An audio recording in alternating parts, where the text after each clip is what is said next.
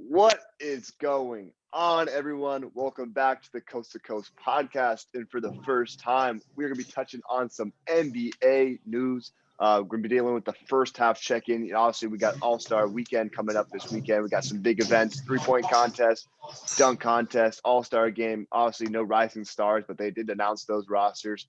But we're going to touch on some things. We're talking about some teams that have been surprising, good and bad, some players that have been good and bad, and some top storylines from the league that have been rising up lately. So without further ado, let's hop into it. Let's talk about some NBA. So when it comes to our most surprising teams that are good so far, Jose, I want to hear your first one on your list. Who you got? Get me. All right, For sure. Carson, go ahead. Mine's the Jazz, and not just surprising that they're good, because obviously they've been good the last few years, but just like surprising that they've been like this dominant. Like they're the best team in the league. They've been like the middle of the pack. That's what I thought they were going to be, because they didn't really like upgrade their team at all. They didn't really make like too many moves. I think they just added Derek Favors, and that was about it. But like they're balling, bro. I mean, they're super fun to watch. Like they've been building this chemistry for the last few years. Their ball movement is insane. And they've just been dominating. I mean, they sit at the top of the standings, 27-8. Their point differential is like the best in the league at like 9.3, which is, I mean, they're basically winning games by almost 10 points, which is ridiculous. They have 6 guys in double figures. And then, you have Mitchell and Gobert doing their thing. Mitchell is like, I love Mitchell. I think he's a superstar in the making, if not already. Clarkson's coming off the bench. He's like second in scoring, which is crazy. He's like 18.2 points a game. He's like for sure, I don't know who else is going to take the 6th man of the year from him. They got Ingles and Bojan just, shooting the shit out of the ball. And then, Conley, who kind of struggled last year, he's like improved a lot, kind of getting back to his like Memphis form. And I'm just surprised that they've, like I said, just been dominating this much. I still am not going to take them over like a healthy Lakers team. I would still take a healthy Lakers team like all day. But I think if the injuries keep piling up and they just can't really figure it out by the time playoffs come, I would definitely think that the Jazz are like the favorites in the West. Yeah, I mean, kind of to go off that was our list on a team on my list. Like you were talking about, I looked up some like metrics for them. They're top 3 in defense and they're top 3 in offense, which is absolutely insane. There's not really a single team that's in that realm in the NBA. And just like you're saying, they're also the team that has the most three-pointers made per game, which is crazy. I mean, like you're saying, they got shooters like Bogdanovich, obviously Mitchell. He's in the he's in the three-point contest this year because he's been playing so well. I mean, just super excited to see what's coming out from these guys. Gobert obviously is playing that depoy defense, but I think, when it comes down to it, it's going to be hard to see them go against the Lakers because, when Anthony Davis eventually gets back come playoff time, are they going to be able to, beat up against them? Yeah, I just think AD, when you really think about the playoffs, it really comes down to like the stars, and LeBron and AD just, outdo what Mitchell and Gobert do. And I think the rest of their teams, good enough to, I just see them. I mean, they got the championship pedigree, but like I said, the Jazz are like an injury away from, I think, really making kind of a crazy, run, kind of like a Raptors type run where no one really saw that coming. Mm-hmm. Jose, are you good now? You think they could? Yeah. You think they could make a trade for another piece before the deadline? I mean, I don't know, because I don't really know. Obviously they're bench guys have value, but I just don't know the picks that they have. I just don't know what they'd be able to get with their assets. It would have to be someone like John Collins, I think, from the Hawks, someone that's been in a lot of trade rumors recently. Obviously, they don't want to pay the max contract on him. And, they've been playing Royce O'Neal at the 4. Obviously, Royce O'Neal is he does fantastic for his role. But, I mean, to have someone like that who's like an 18-10 kind of guy out there, that just makes their front court one of the most unstoppable in the league. It's going to be interesting to see, though. I mean, the Jazz, I don't think are a team that's been known to make big trades in their past, at least in their general front office. So we'll see, though. I think, they might just want to ride with it and see what they can do. Obviously, they're going to run into the – I mean, I love Bogdanovich when he catches on fire, one of the most unstoppable shooters, kind of catch and shoot in a way. But I think Mitchell just got to keep taking that step, be a better playmaker. and just keep progressing on the defensive end. I think he's got it. I mean, ever since Shaq kind of grilled him on live television and everyone was going at it, he's been showing that he's a dog. That 76ers game was crazy last night. That was dope to see, like, the two number one seeds go at it. I was going to say, shout out Joel Embiid, dropped 40 and 19, was able to secure on a huge three-pointer to send that to overtime. Bro. Absolutely insane. All right. Well, then, Jose, if you're good now, I want to know who you got on your list. If you don't have the Jazz, who else you got? My biggest surprising team so far was the New York Knicks. Currently sitting at this 5 seed in the East. And, they just picked up Derrick Rose. Julius Randle obviously is in the All-Star game. He's been balling. He's got like 23 and 11. Just doing it all for them. I mean, a guy that the Lakers kind of gave up on to kind of rebuild around AD and them. But, dude, the Knicks are a 5th seed right now. Yeah, number 1 defense in the league, obviously behind probably one of the best defensive minds in the NBA with Tom Thibodeau.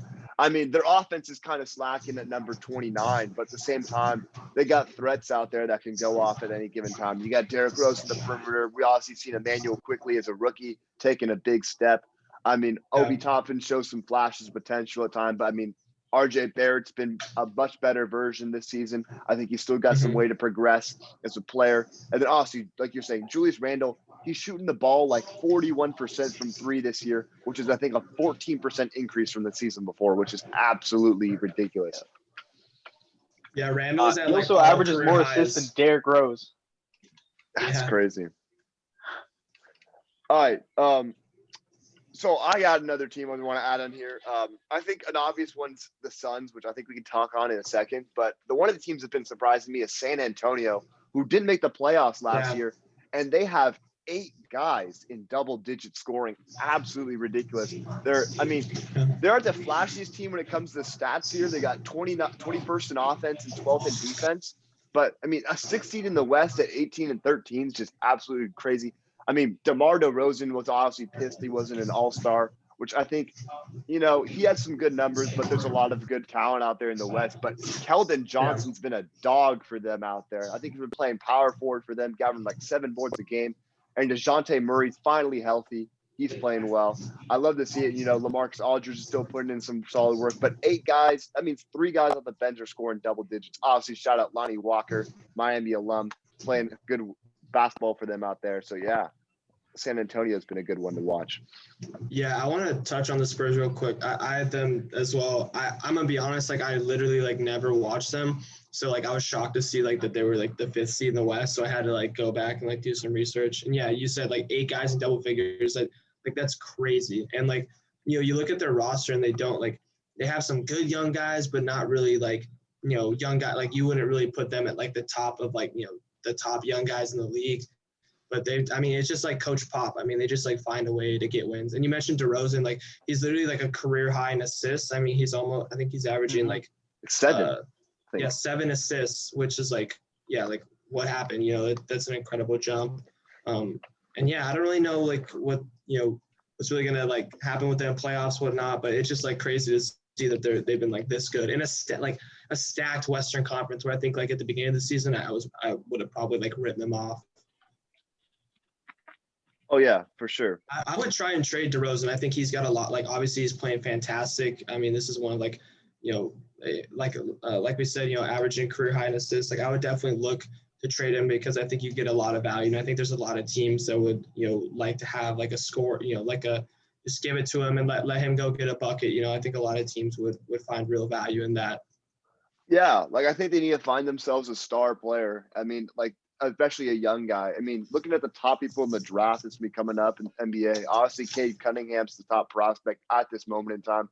Absolute baller out there for Oklahoma State, which I don't think he'd be a fit there for the Spurs, because I wouldn't see them drafting another guard hybrid with they already got DeJounte Murray, who's kind of a lesser version of him. But at the same time, they need to find another guy. I think they need to get a forward, a scoring wing that can kind of lead them. I liked what they're doing with Aldridge. I think they're going to find another replacement to fill in for that Aldridge role, because he's definitely on his way down in his career, as much as it pains to see a guy who's been a legend the last couple, his entire career. But yeah, definitely an interesting team. So, Jose, you have anything else to add? No, you guys pretty much covered it. I mean, I also had the Suns, but yeah, I mean the Spurs. They've got DeMar DeRozan out here playmaking, having a career year in assists, which is insane. I mean, you really never thought you would see anything like that. But I mean, that's just what Pop does, and that's why players like Tony Parker and Ginobili could play for so long because he just continued to find ways to evolve their careers and extend it like that. Hey, and if you think about it, that Spurs and the Raptors had that trade that sent DeMar DeRozan from Toronto in exchange for Kawhi Leonard. Obviously some other pieces included in there. But if you look at it down the line, the Spurs have a better record right now than the Raptors, which is kind of crazy to see. Yeah. Obviously, COVID's affected some postponements of games, but still 18-13 versus the Raptors being 17-18. But Jose, like you mentioned, you had the Suns. What do you guys say about them? Obviously, been fantastic ball out there in Phoenix with Chris Paul. What do you guys say? Yeah, I mean, Chris Paul is pretty much like that one veteran piece that was missing from their team. I mean, we saw what he did with the Thunder last year. He took that really young Thunder team to the playoffs, and he's doing the exact same thing to an even better degree now on the Suns. It's kind of like his second prime in a way. Like now he's kind of accepted that he's no longer going to be, the main guy. Obviously they've got Devin Booker, but he's buying into that role of like who he is now as like that veteran point guard that's just going to lead this team, and set them up in a position to be better once he's gone, because he's what 34 now, 35-ish, something like that. Yeah. 35. So yeah, I mean, Chris Paul, one of the most valuable players, probably not going to win most valuable player, but I would say definitely one of the most valuable additions to this squad. And shout out Devin Booker. Can't believe he got snubbed from the All-Star game at first, but then he got put in as a replacement. Yeah, of course. But no, just like you were saying, Chris Paul is a certified winner at this point. I mean, I still think in terms of a team, there's a lot more potential to be had here. I think DeAndre Ayton still got to take another progression as a player. I mean, averaging 14.5 and 11.5. Obviously, that's good. But then at hindsight, you got to realize who was drafted after him. Obviously, Luka Doncic, which probably in the long run wouldn't be a fit for this team. But at the same time, you got to realize that. I think, Cam Johnson still has some ways to progress as a shooter, being a knockdown guy out there. But I love the addition of Jay Crowder they had this season. And Mikal Bridges is definitely a great player. Loved how his hustle in the bubble. I remember watching him. Was definitely one of the top defensive players we've seen. So, Carson, anything else to add on this? Yeah, I just didn't really put them as a surprise because I just really wasn't surprised that they're doing this well because, I mean, they had a lot of momentum coming in. I mean, they went undefeated in the bubble and then just, like you guys said, I mean, CP3 was like the missing piece for them. Like, they desperately needed like a facilitator and point guard, because Booker is someone that can do it, but I think he's at his best when he doesn't have to worry about that. He can just go out and get buckets.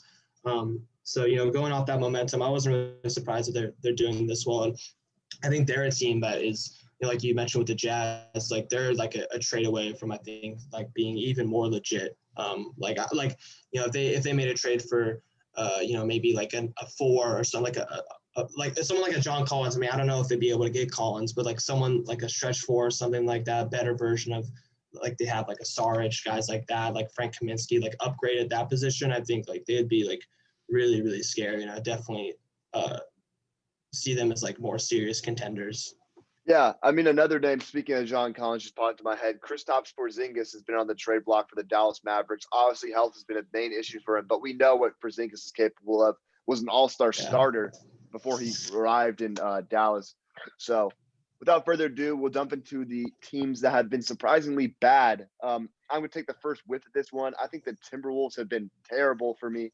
I expected a lot more out of them. We saw they brought in Ricky Rubio, a veteran presence. We got D'Angelo Russell and Cat, all like bringing the Brodies together. They were always talking about. And then also the number 1 overall pick selected Anthony Edwards out of Georgia, an athletic freak. And they're 7-29 and the worst team in the league. Worse than someone like the Pistons, who just have Jeremy Grant and a bunch of nobodies at this point. I mean, even though they had 2 guys drop triple doubles last night. Number 23 in offense, number 28 in defense. Malik Beasley's actually been their best player for them, which has been a huge surprise. Well, I mean, not too much, but I mean, he's averaging 20, which is pretty good to see from him. But at the same time, I think they need to get a veteran coach. I know they hired this guy out of the Raptors assistant coach, but I think they need to get a guy that's got veteran presence. They don't need to go for the young gun out there. I think they need to find someone that's, he knows his way around the game. He's going to get these guys motivated. He needs a culture change out there in Minnesota. You guys have anything to add? Yeah, They just don't I mean, play any they just fired defense. Saunders. Yeah. But isn't Malik Beasley like set to serve a sentence, like a prison sentence? Yes, I think there's something about that. I definitely saw that somewhere on Instagram. Yeah, but I mean, the Timberwolves, that's been their problem, is like defense, especially on the wing. Like, you got Cat down there, but Cat is not as good as Cat is. He's not Joel Embiid.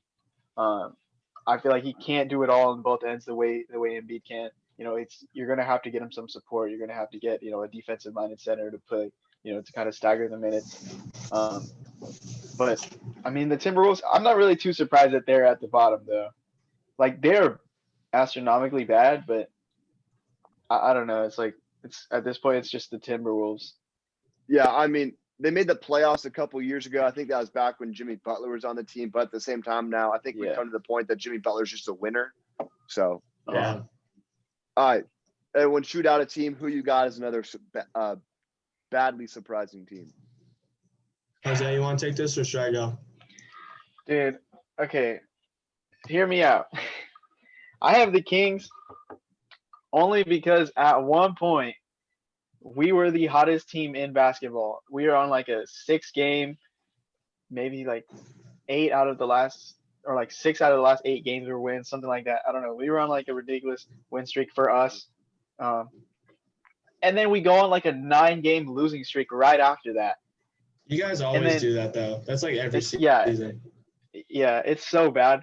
I mean, we got some bright spots. Fox, took a step. Tyrese Halliburton's been really good. Buddy has been awful. Harrison Barnes has been really good. But it's just coaching. Luke Walton. It's Luke Walton. Coaching. It's Luke Walton. I mean, you got to find someone that's going to progress Bagley. You took him number 2 overall over a lot of talented guys in that draft.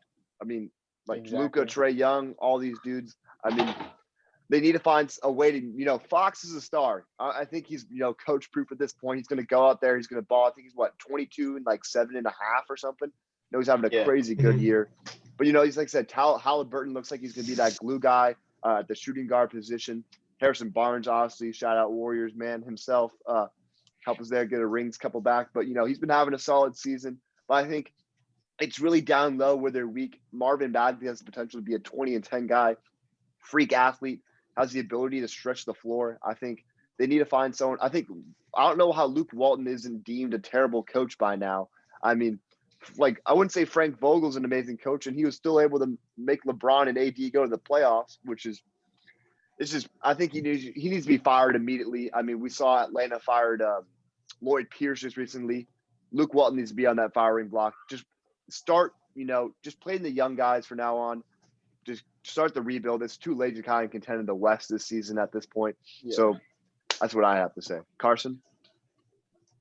Mine was the Celtics. I mean, obviously they didn't really make any upgrades. They didn't really change their roster that much. But I just assume that, with Tatum and Brown, who I think are both, they're both superstars. They're both a superstar duo, two-way stars.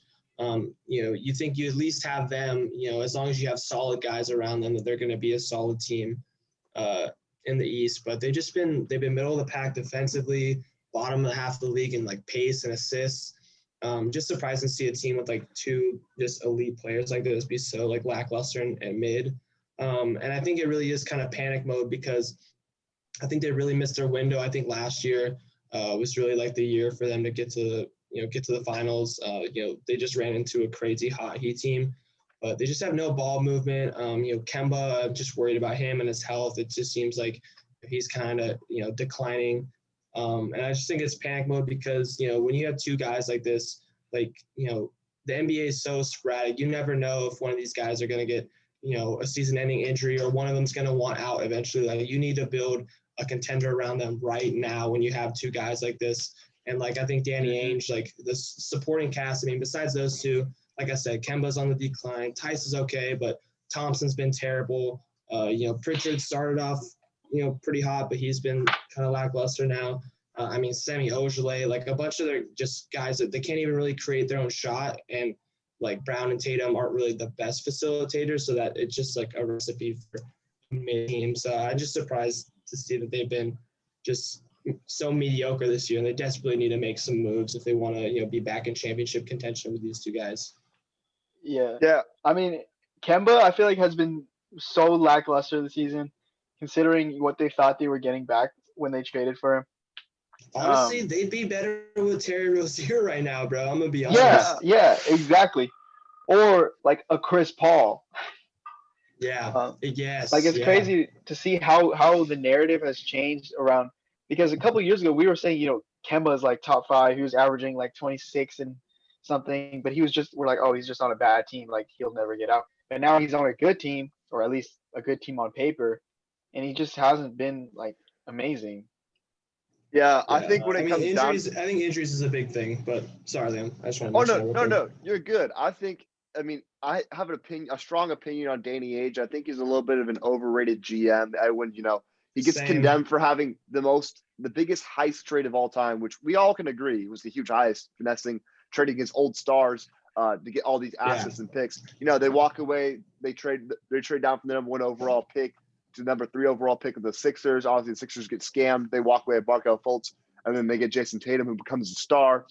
And then, Jalen Brown, which was, an interesting pick at the time. I remember at the time I was kind of confused. Number 3 overall, just went after Brandon Ingram and Ben Simmons. But honestly, those two guys have shown their stars. But they need a big man down low. They haven't addressed it. It's been a problem for them ever since Al Horford left. And I think, as much as Al Horford needed to leave that team, they needed a big guy that could defend down low. Al Horford was the Embiid stopper for them. And they're going to have no chance when they go against the Sixers in the playoffs. Just no chance. No chance at all. And then I saw some rumors this morning talking about how they were looking at Jeremy Grant and Nikola Vucevic. First of all, why do you need Jeremy Grant? Jeremy Grant's putting up 23 points on essentially empty stats because his efficiency is bad. I mean, he's a good player and all, but you want to bring in another wing that's just going to be able to score down low? I mean, he's a good lengthy defender, but he's not anything that's going to make a big presence when you're going against Embiid, Tobias Harris, and Ben Simmons. I think Vucevic is a perfect option on an Orlando Magic team that, due to some injuries, hasn't really been able to give that team to Vucevic that he's been looking for all this time. I think, go back up into that division. You used to be a Sixer. Now you're going to be a Boston Celtic. Be that threat down low. He's one of the most underrated guys in the league. He always puts up like 25 and 11 or something like that, always putting in some work. If not, then you go for a defensive presence out there. It's just so sad to see for the Celtics because they have all the pieces, but Danny Ainge just keeps thinking that he's going to draft someone. When he hit on 2 guys, it's so rare that you're going to hit on all these guys and draft like 5 all-NBA players. It doesn't happen. Yeah. Definitely. Like he's been like praised for like the big moves he's made, but all the little moves in between have been like, pretty bad. And they did get pretty unlucky with like Hayward and Kyrie, just because you look at that team on paper. I mean, Tatum, Brown, Hayward, Horford, Kyrie, like that should have been a championship team right there. That like on paper that team's stacked, but they just couldn't get the chemistry.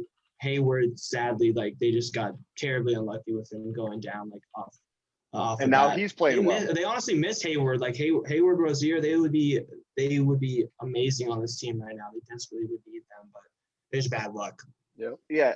And I think another team that we haven't touched on, which has been really disappointing, which I think has just been a result of not enough talent around, is the Dallas Mavericks. Obviously, one of the best players in the league, arguably a top 5 player in Luka Doncic, who keeps putting up, triple doubles every night out here. But he doesn't have enough support. He's got Kristaps Porzingis, who seems to be on the team every once in a while. I mean, looking at their stats, they're number 17 in offense, number 22 in defense.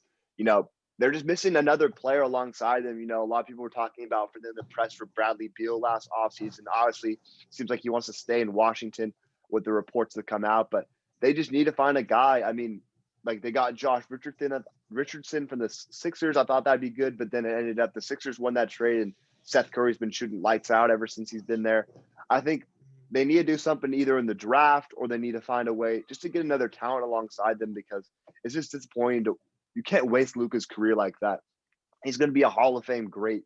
And if you just can't surround him with enough talent, he's just going to get hammered for not being able to carry a team when he literally has nobody around him. Yeah, but I mean, Dirk did it.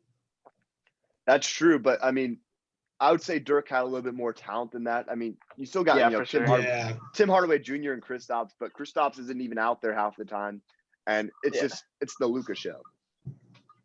Yeah, I would take Dirk's team all day. I mean, they had J. Kidd, like Sean Marion, Terry was like a lights out shooter, Tyson Chandler. Yeah, Chandler was like a defensive player of the year guy. Yeah, exactly. Yeah. All right, you got another team I had that was like surprisingly bad, or at least so far, was the Miami Heat. I mean, they're currently sitting at the 6th seed after they were literally in that finals race with the Lakers last year. Like, I think at one point it was 3-2. And I think they're just a team that's really built to thrive in that bubble environment last year, because I think they were just locked in, got really hot, and they really all believed that they could win. Jimmy Butler got them in there and got them in that mode. But Jimmy Butler hasn't been playing as much this year, so without him, this team kind of crumbles apart. They are first in their division, but they're not even at 500 yet. But yeah, it's just I don't think this Heat team is really a legit contender the way everyone thought they were. A year ago. I think Tyler Hero apparently isn't averaging 30 points because he's not prime Michael Jordan according to the Heat fans. So I mean, obviously that's been a problem. I mean, Jimmy Butler though has been making them win a lot more games since he's been back from injury. But at the same time, I think it was just a miracle run. I think what we've seen from the bubble so far is there's a lot of guys that just showed out, which probably is because of the environment. I mean, I almost put Jamal Murray on my list of badly surprising players just for the fact that he didn't come out and make an all-star game like everyone thought he would. But like, he's been playing a lot better though. He's been playing a lot better though. But like TJ Warren was a baller. I mean, this Heat team made a miraculous run, beating all these people, and they forced the Lakers to 6 games, which is absolutely insane when you think about it. But without Dragic, But no, like you said, though, I mean, this Heat team is definitely, people thought they'd be like a top seed in the East, but the East is pretty, on the top of the end of the East, it's pretty competitive up there. Yeah. For sure. Yeah, and I think with the Heat, they've just been like, I don't think it's really just like them regressing. They've been really unlucky. I mean, like Butler was like out a long time with COVID. They've had a lot of other injuries and COVID issues. I think Bam's been the only one that's like played like most of the season for them. Like, kind of Bam and Duncan. Yeah, Bam and Duncan. But I think with them, I think they really, really like have like James Harden remorse. I think the Heat and the Sixers are the two teams that like, or maybe not the Sixers anymore because like I think Simmons is just like that valuable. But I think the Heat like when you think about it, I know they were like eyeing him. I think they probably would have given up like Hero, Duncan, Precious, and then like probably some picks, and everyone was like, oh, like hold off on it because like everyone like loves Tyler Hero, but in reality it's like, bro, like I would do that all day. Seeing how Harden's been playing, like I don't care if he doesn't fit into the culture, like it's James Harden. When you have a great player, he's gonna fit wherever. You see it in Brooklyn. I think like Harden, Butler, Bam, and then like whatever other role guys are left, I think that would have been the move. I think I would have loved to seen that, but they just didn't pull the trigger. I mean, scary. I think now they're regretting it because now I think their championship window is like it closed. It's closed. Yeah, I mean, it's like Bam's gonna keep being a good center. He'll probably, as much. I mean, he might want to stay in Miami because it's obviously Miami, but at the same time, he might just want to leave because if they aren't bringing a team around him, if Tyler Hero doesn't take another step, become a 20-point per game scorer that people thought he would be, just because he started dropping 38 points in the bubble. But like you said, that thought in my mind is so scary to me because they probably, you gotta look what the Nets traded. They really just traded. Who'd they trade? Jared Allen, Karis LeVert, and like some picks. They made like a 4-3 team trade. It's stupid because Houston was desperate to they needed to get him out because he wasn't going to play for them, basically. They would have walked away. They would have been fine with taking Duncan, Tyler, a Precious, and like a first, like 2 firsts. They would have been fine with that. And that's insane. You'd still have Kendrick Nunn. You'd have like Kendrick Nunn, James Harden. Who's been playing a lot better this year. Like he struggled in the bubble, but he's been playing much better. Jimmy Butler, then you maybe look at who you throw down there, probably someone like Kelly Olynyk. Still have Dragic. Yeah, exactly. Still got Dragic, Bam. Iggy's still there. Unfortunate events to see. Yeah. So they should have done it, bro. That would have been Jesus Christ, bro. All right. Anyone else other bad teams to add on the list? I have the Nuggets, but I think they're like the same as the Heat, where it's like I like it's weird that they're like 7th in the West, but I think like I just got to be patient with them. I think like they're starting to like turn it on. Murray's been playing better. It was just weird to see them come out so slow, just because they were like the team of the bubble. Or I mean, the Heat kind of were, but like they were like one of like the best teams in the bubble. Yeah. I also had the Bucks on mine, like slightly, because I think they should be, you gotta look, they already lost how many games this season? They've lost 14 games this season, and they were like won 60 plus last year. Just really disappointing to see. Dominant. But I mean, their mean, bench is a lot weaker though, because they had to give up a lot of guys for Drew. I mean, their defense got weaker, and they got a better defending point guard, arguably, out of the deal. But still, I think they're still going to be a solid team. I wouldn't see them winning the finals or making the finals, but still. All right. So now something more entertaining. We're diving into some players that have been good, surprisingly. Jose, who do you got on your list? I mean, first of all, I want to say shout out to Chicago. Zach Levine, my guy's been putting up damn near 30 points per game on a terrible team, but dude, like efficient. Yeah, and efficient shooting, which is what we've wanted from him. Like his whole like first half of his career, everyone was like, oh, he's just a dunker. Like, he's just a guy that has flashy dunks. But I feel like he's finally put it together, and he's really taken, that star role that Chicago needed him to be. And it just makes me sad because the Kings offered him $80 million like 3 years ago, and Chicago matched it. So here we are now. That'd be sick. Yeah, That'd be sick for Zach Levine, first time All-Star too. He's having a year for sure. Sure. All right, Carson, who you got on your list? This is a guy kind of like the Jazz, where I'm not surprised that they're like good. I'm just surprised like how much better that they've gotten, and that's like Joel Embiid. I mean, this is a guy, we've seen the talent, we've seen the flashes of like greatness and like potentially like the best big in the league, but it's really been just like flashes and spurts. But finally, I'm so happy to see him like finally put it all together, where he's doing it the whole game, every game. He's been healthy this year. I mean, he's the favorite for MVP, 30 points a game. He's almost a 50-40-90 guy, which is ridiculous as, Insane. A big man. Insane. He's been dominating. I mean, you saw it last night against the defensive player of the year. He put up 40 and 19, like absolutely dominating against, Gobert. And it's just great to see, man, because I want to see him and Ben. I love both of them. I like Ben Simmons. Like I'll like defend Ben Simmons till I die. Like I don't want to hear the Ben Simmons slander. He gets roasted on Twitter all the time, but I think like everyone just overlooks the fact that he can't they overlook everything else that he does great, and they just like focus on he can't shoot. But Embiid, I'm just glad to see him like finally like just being unlocked and just like going full throttle. And I can't, hopefully it's them and the Nets in the Eastern Conference Finals. Like I really want to see that. Like, and I think that would be a really great series because the Nets have like 3 elite scorers and it's like hard to stop them, but they don't have anyone for Embiid. And I want to see if he can like tackle that challenge and kind of basically go kind of 1v3 versus those guys. Cause DeAndre Jordan, that's barbecue chicken against Embiid. They're not stopping him. Facts. I mean, you got to think about it. They also got Ben Simmons who can, limit any one of those guys. Probably would go on KD, who's, viewed as the more unstoppable of the guys. But I mean, then they can, they still got guys. I know Matisse Thybulle would probably find his way in the rotation to, get some stops out there on one of those guys. But, and then they still got Tobias Harris. Tobias Harris is averaging, I think, 20 maybe this year. And yeah, he's been really good. So great to see. So, looking on my end, who I got on top list, someone we already mentioned though, but I just want to look at Jalen Brown.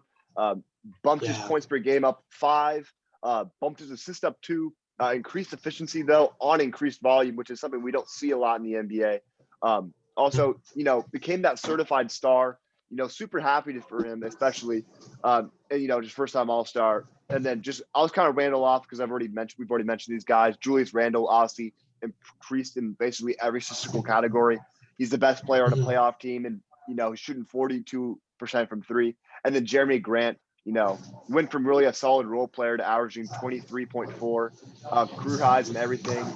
He's shown he's an offensive weapon, but just needs to show efficiency. Jose, you got another player on your list? For most surprising, okay, I wanted to ask you guys a question real quick. Who is the best player on the Pelicans, Zion or Ingram? Zion. Zion? And that's crazy Zion. because I feel like just a year ago we were talking about Brandon Ingram, like the Pelican savior. Like last year, Agreed. Zion kind of got like phased out by Brandon Ingram's amazing season, but now this year it's kind of like the roles are reversed. Yeah. But Zion was injured and stuff last year. He was coming into his own. Yeah, but dude, he's just beasting, like insane. Just an absolute monster, averaging 26 points per game as a second-year player, which is just insane. But I mean, it's not really surprising because it is Zion and he has like the most hype of all time. But still. That is a team, though, I think is a little bit disappointing, though. You got to look who they brought in. Yeah. They got Eric Bledsoe, Lonzo, Nikhil Walker-Alexander, Josh Hart, Brandon Ingram, Zion, and Steven Adams, who I don't think a lot of people realize is on that team playing the center role for them. I think they actually need to get rid of Steven Adams and let Zion play the center role. I think he'd be insane there. There are not a lot of guys in the league that could even guard him. I think he could hold his own against a lot of people. But yeah, super crazy. Carson, who else you got on your list? Real quick, I just want to talk about the Pelicans real quick. They just have no spacing. Like you talked about Adams, he's a part of that problem because he just kind of sticks in the paint. They're only real Lonzo's been shooting really well, but JJ Redick, that's been about it. So yeah, I agree with they've been disappointing. But another guy that I had, Colin Sexton, bro. They've kind of cooled off. He got a lot of hype at the beginning of the season, but just dope to see because he was one of my favorite players in high school. His mixtapes were all-time stuff. He's almost 50, 40, 80. Not the 54 90 club, but still really good. Almost 24 points a game. And he's just been a monster. I think him and Garland, I'm really excited to kind of see them grow. I think they, people kind of claim them as Damon, CJ Light and young version. And I'm really excited to see them grow. And he's been so fun to watch. His intensity is insane. And he's really just been developing as a playmaker and just as an offensive threat. His shooting's been getting a lot better. He just drives to the paint with reckless abandon. And he's been dope this year. Yeah, I think, the most memorable moment I can think from Colin Sexton this year is he puts on Kyrie's number and he goes out there and wills his team to a victory against the Brooklyn Nets, heavy underdogs that the Cleveland Cavaliers were. And just seeing him, I think he dropped 30 or 40 or something. Just absolutely. Wait, wasn't that the first game with Harden? Or was that before Harden? They might have had Harden. I don't know. I know that they I think they did. I think they were. He beat those guys, had Kyrie's old number on his back. And, and his shoes.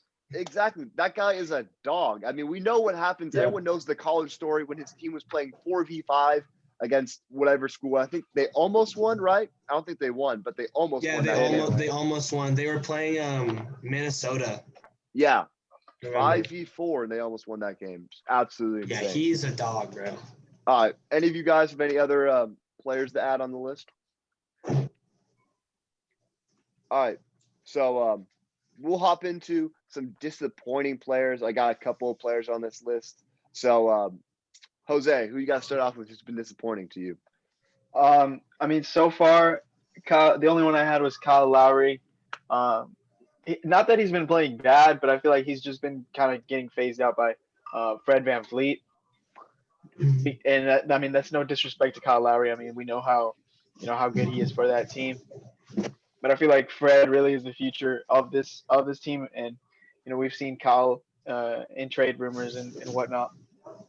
But it's more of a highlight on Fred VanVleet, that he can make someone like Kyle Lowry, who has been their perennial point guard for almost a decade now. It feels like For him to get traded, it's kind of crazy. Yeah. Where do you guys want to see him go? Philly.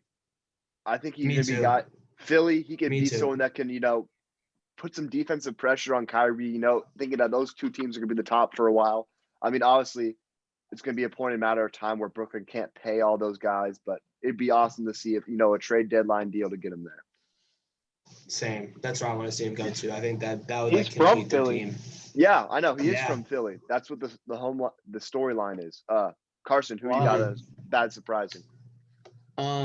You mentioned a little bit earlier. I had DeAndre Ayton. I think he was 18 points a game last year. Now he's down to 14, which is he's still a double-double, and I think he's been growing each and every game on defense.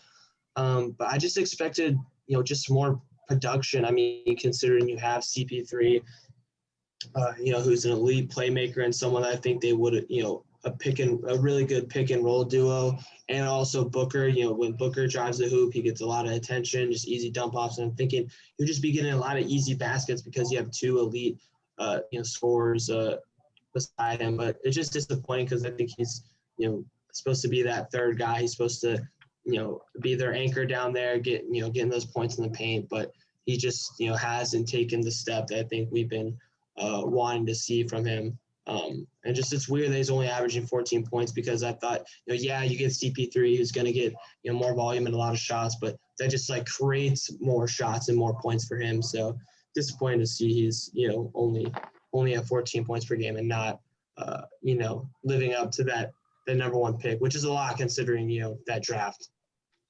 Yeah. So I got some little smaller guys on my list. First one, it's a guy that's kind of notoriously hating this league for some reason.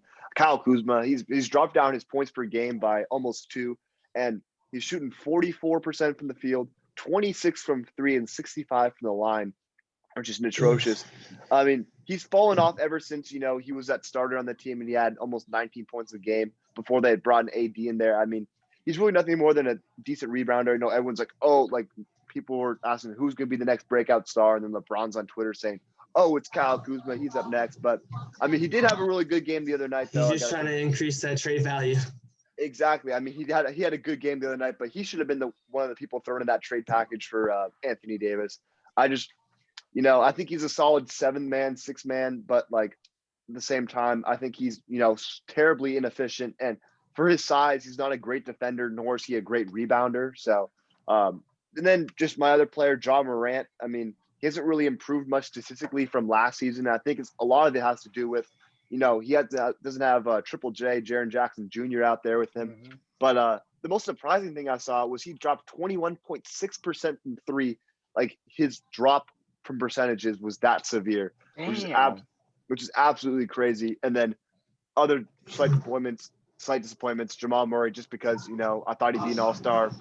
Davis Bertans, because he got paid 5 years, $80 million, and he's been averaging 11 points a game. Lonzo and Kevin Knox, who's officially a bust, in my opinion. So who else you guys got? I had Trae Young. He's still been putting up some pretty crazy numbers, but the last couple of years, I think we're kind of throwaways because we knew that they were rebuilding. So it's okay, we know you're going to lose a lot of games, but, still start building the foundation. And I thought this was going to be the year that they really kind of make a push into maybe the middle of the Eastern Conference or fight for, that 6th or 8th seed. And it just hasn't happened for them. He's not really shown that he's a winning player. I think his usage rate is actually kind of detrimental to the team. He's down in points. He's had chemistry issues with the team. I know him and Collins have been going at it. Him and Capella, just him and his big man haven't been getting along. The coach just got fired, and then the league's kind of been turning on him. He's really now I think one of the most hated players. Whether it's him, acting like a superstar, going for those calls, or the play where his defender's on his back and he leans back into him and calls a foul. Everyone hates that. And I just expected more from him because he has the team. Not a championship team or anything, but I think they do have a lot of young talent. You look at Herder's been pretty good. DeAndre Hunter was playing really well before he got injured. He was up to 17 points a game and playing really solid defense. Collins is a 20 and 10. Capella's a really nice big. who is kind of perfect for, those lobs. Trae Young, it's either you got the floater, lob it to him. Like, I think a really solid team around him that they could have pushed for a playoff spot, and just sad to see that he's not taking that jump as a winning player. Definitely agree. Jose, who else you got? For bad players, that was all I had was just Kyle Lowry. But if you want to move on to the best storylines, I got something. All right. Okay, we'll go ahead. Kind of a little fun little segment. Just want to throw in some top storylines of the year. I feel like there's been a lot, honestly, with this season. So, Jose, take it away. Yeah, I mean, Damian Lillard right now is on the craziest run, and he's my MVP pick. I mean, he's averaging 29 points per game, 8 assists, 38% from three, and he had a really great play last night against the Warriors. That was charge call, crazy. Yeah, Crazy. On Draymond, I think he's just locked in, and I think he finally, I think he just deserves more recognition. Like, he finally needs to win something. Like, please, can we get him something? That show was so fun. Yeah, that's it. Just Damian Lillard's MVP run. I really hope he wins it. Yeah, Carson, you got one?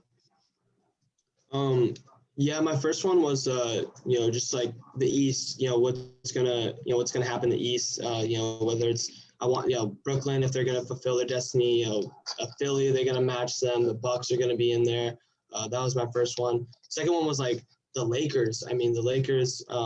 We're not really worried about them when they're healthy, but it's really just about time. Are they going to get AD back in time? Because, if they get to the playoffs and AD's not there, I mean, we've seen just how, incredibly valuable he is and how much, the team needs him. And I'm just like kind of worried about them, see if they can get back, to full health in time. So yeah, those are a couple storylines that I had. Yeah, so I got a couple ones that I want to talk about. I think the first thing we got to look at is the success of himself, Mr. Triple B's big baller brand, LaMelo Ball. We've also been watching him since he's a freshman in high school on that winning Chino Hills team, but he's been absolutely insane right now. He's been going for 26-6 since he's been a starter out there in Charlotte. I think Michael Jordan finally hit on a draft pick. I think it was kind of clear, though, that he was going to be a good prospect. I think he showed a lot better potential than his brother, in my opinion, but super happy that he's been playing well. I mean, just love to see it out there. Then I also got the Jokic versus Embiid battle. I mean, like you're saying, you think Embiid's your pick for MVP, or like that you want him to win MVP. But I think you got to look at Jokic, though. I mean, he's averaging 8.5 assists, 11 rebounds, and he's up to scoring 7 points per game. If you didn't realize that, he's gone from 20 to 27, which is absolutely insane. I think it's so nice to see a reemergence of big men. They aren't really traditional in the fact. I think, Embiid's maybe more traditional, but, they're spacing the floor a little bit more. Honestly, we saw like Embiid was playing like he was a guard last night, hitting that step back three to send that game into overtime. And honestly, Jokic is the best passing big man of all time. There's no debate there. I'll argue that to my grave. Then, the Knicks emergence out there, Tom Thibodeau. I think we knew that he was going to work those guys' butts off, but, happy to see it out there for the Knicks. And then last one I got is Beal just being helpless out there in Washington. Really unfortunate thing. I mean, Westbrook throws in a triple-double every once in a while, but there's really no talent out there. Their first-round draft pick, Denny Ajavia, hasn't been much for them. And, I mean, it just seems really disappointing out there. I think they just have to trade Beal for the sake of the franchise, trade him and get another piece on the team, get some picks. I think, he's a super talented scorer. I think he can succeed in almost any system, but that's what I got for storylines. Anyone got anything else before we head out? Yeah, Jokic, I just think he's just out of the MVP race right now, just because they're down in the seventh hole. But I think if they're able to I mean, they've been playing a lot better. If they're able to get in that top 3 seed, then he has to be up there. It's just so fun with him versus Embiid. It's always great to see great players competing at a position. I mean, kind of reminds me of early 2000s. We had all those great power forwards. You had Tim Duncan, KG, Dirk. It reminds me of that, and it's just so fun watching them, because like you said, they have traditional big men attributes almost, but they just have adapted the modern game so well. They're It's just they're incredible, bro. And Jokic, like they really need someone to like help defend the paint because like they ask him to defend the paint. I just don't really think like he's that good at it. And it's like he does so much for them on offense that like he needs like that break on defense. They need someone that can help defend the paint for him because he just does so much. You can't ask him to defend the paint when he's doing all that for you on offense. I mean, they're expecting that out of Paul Millsap, but Paul Millsap's just old at this point. And then when it comes down to it, I think Paul Millsap probably is going to be on his way out after next season. They'll probably run a Michael Porter Jr. at the 4, and I don't think Michael Porter Jr. is a talented enough defender. Michael Porter Jr. is going to be, the next Paul George if he progresses the way he should, and probably more offensive wise than defensive Paul George. But definitely he's someone that needs to step up his game in terms of defense. But like you do make a good point. Joel Embiid is a nasty defender. Definitely, him and Ben Simmons are probably the two best, like the best duo defensive pair in the league. So they're elite, bro. They got those two. Like, I just want to see them succeed so bad because like they're like all-time talents, bro. Like they could like really, really like be great. Like I just want to see them hit their potential, which is why I'm like so happy for Embiid. Can we talk about Beal for a sec? Like, where do y'all want to see him go? Where even could he go? Dallas? It depends on teams that have assets though, because he's going to go for a lot. I mean, he's going to go for a huge package. Not as much as Spurs. someone like Pause. Spurs. I don't think the Spurs would ever go after someone like him. His value is a little bit too big too insane. I think Knicks. The Knicks. I'd like to see the Heat do it. They missed out on the Harden sweepstakes. I think he's someone like trade hero. Same. He might be good, but you got to capitalize. Jimmy Butler, I think, 31 already.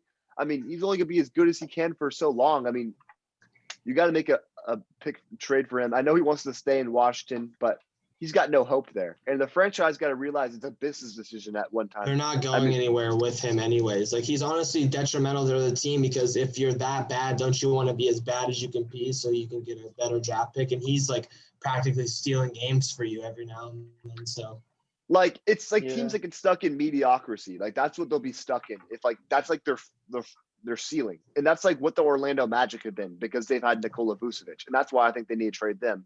As much as, at this point, they don't really have a center to replace him because Mo Bamba's terrible. But I think those guys need to blow it up. I love Jonathan Isaac. I mean, kind of moving on to their Magic now. I love Jonathan Isaac. I would just build on their young core. Yeah, exactly. I love Fultz when he's healthy. He was playing really well this year.